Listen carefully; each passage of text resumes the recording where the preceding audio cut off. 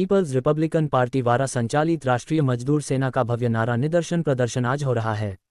आप देख रहे हैं BS4 न्यूज यूट्यूब चैनल पर। प्रतिनिधि संजय खांडेकर इनकी रिपोर्ट।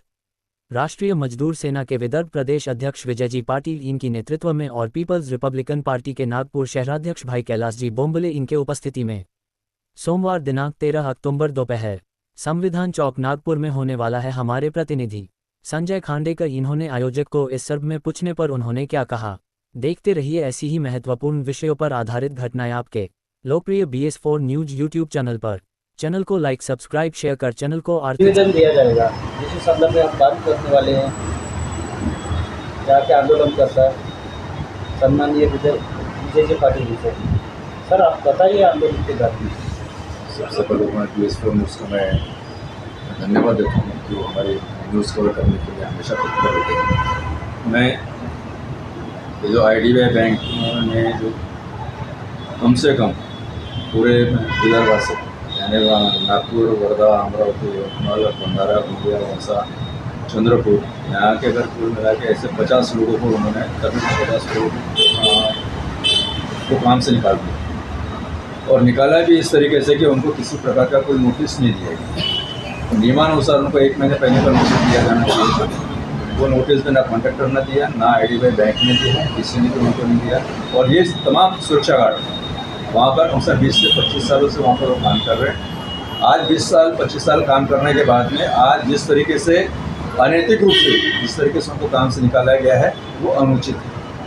आज इस उम्र के अंदर में उन लोगों ने बाहर उनको कौन काम देने वाला है और कहाँ काम करने वाले हैं, ये आज उनके परिवार के सामने एक बहुत बड़ी समस्या है कि आज उनके सामने दुखभरी की समस्या उनके सामने खड़ी है कि आजकल काम नहीं मिलेगा तो हमारे परिवार का क्या होगा। सबसे पहली बात तो ये है कि यहाँ के IDBI के जो जोनल अधिकारी हैं वीरपुड़े साहब, इनकी जवाबदारी थी, IDBI बैंक की जवाबदारी थी कि इन सुरक्षा रक्षकों को उनको क्या मिल रहा है, उनको PF मिल रहा है, उनको मिनिमम वेजेस दे रहा है, उनको लोडिंग भत्ते दे रहा है नहीं दे रहा है, उनको बोनस दे रहा है नहीं दे रहा है, ये सारी चीज़ें देखना ये इनकी जवाबदारी। ये उन्होंने कुछ देखा नहीं है और 1 महीने का पहले का नोटिस अगर उनको देना चाहिए था। 1 महीने के अंदर में इनका पूरा हिसाब उन्होंने करना चाहिए था। उनको PF, उनको ग्रेजुएटी, उनको रिजर्वीकरण के पैसे, उनको बोनस, ये सारी चीज़ें उनको हिसाब करके उनको दे देनी चाहिए, वो भी उन्होंने नहीं किया। और उससे भी बड़ी गंभीर बात यह है कि IDBI के अधिकारियों ने कॉन्ट्रैक्टर से किसी भी प्रकार का नो ड्यूज सर्टिफिकेट उनसे नहीं लिया है कि इनका हमारे तरफ में कोई बकाया नहीं, कि इनको इस तरीके से उनको बाहर निकाले षड्यंत्रपूर्वक। यानी मैं ये कहूँगा कि इनके यहाँ के कॉन्ट्रैक्टर का और IDBI बैंक का इन्होंने षड्यंत्रपूर्वक इन तमाम सुरक्षा रक्षकों को उन्होंने बाहर किया हुआ है और आज वो भुखमरी की कगार के ऊपर में। हम ये चाहते हैं कि तमाम लोगों को उन्होंने बिना शर्त उन्होंने उनको काम पर लेना चाहिए। इसलिए आज का ये आंदोलन हम लोगों ने यहाँ पर रखा हुआ है। मैं ये समझता हूँ कि मुख्य मालक होने के नाते ये सारी जवाबदारी IDBI बैंक की होती है।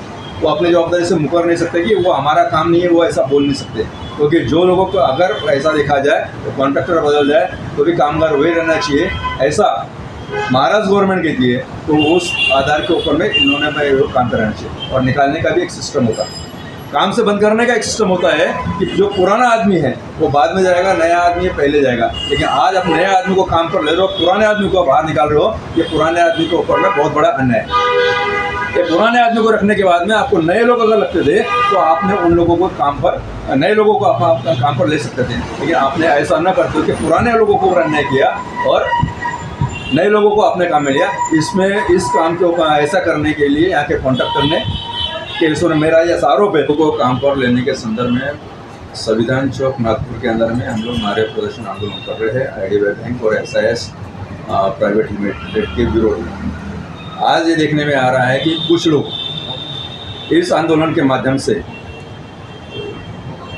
यूनियन से संपर्क न करते हुए कल तक हमारे तमाम सुरक्षा रक्षक यहाँ के SIS कंपनी में गए, यहाँ के IDBI के अधिकारियों के पास में किसी ने भी उनसे बात करने की मिलना तक उनसे मुनासिब नहीं समझा। लेकिन आंदोलन का जब पत्रक यहाँ से जाता है तो यहाँ के अधिकारी, यहाँ के तमाम लोग IDBI के हमारे सुरक्षा रक्षकों का पर्सनल कांटेक्ट कर इस आंदोलन को कैसा तोड़ा जाए ऐसा षड्यंत्र यहाँ के अधिकारी कर रहे हैं। मैं ये कहता हूँ अभी भी मुझे फैंटे नाम के किसी व्यक्ति का फ़ोन आया है, आप कैसे आंदोलन कर रहे हो, हम लोगों ने तो लेने की बात होगी, IDBI ने तो उनको लेने के लिए बोला था, लेने के लिए बोला था, ये लोग IDBI के पास में नहीं आए। मैंने उससे कहा कि भाई सारे लोग IDBI के पास में, हम अधिकारी के पास में गए थे, कोई उनसे मिलने के लिए तैयार नहीं, वो उनसे टालमटोल कर रहे और उनको लेना ही था। आप लोग को जब बोल रहे कि हमारी बात हो गई थी लेने की, तो उनको बंद क्यों किया गया, हमारा ये सवाल है। ये षड्यंत्र यहाँ के IDBI और यहाँ के पुराने कॉन्ट्रैक्टर या नए कॉन्ट्रैक्टर, इन सब लोगों ने मिलकर ये षड्यंत्र रचा और ये 50 लोगों को उन्होंने बाहर किया हुआ है। इन 50 लोगों को काम पर लेने के लिए आज मुझसे बात की गई है और उन्होंने ये भी कहा कि हमारे कहे अनुसार बाकी लोग आंदोलन में नहीं आने वाले हैं। मैंने उनसे ये कह दिया कि आप कितना भी षड्यंत्र रच लो,